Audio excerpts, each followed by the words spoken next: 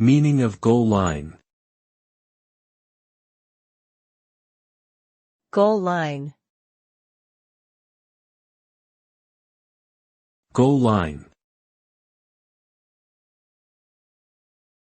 Goal line.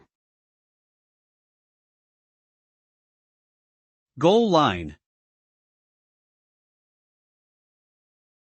The term goal line refers to the boundary line at the end of a playing field that separates the playing area from the scoring area.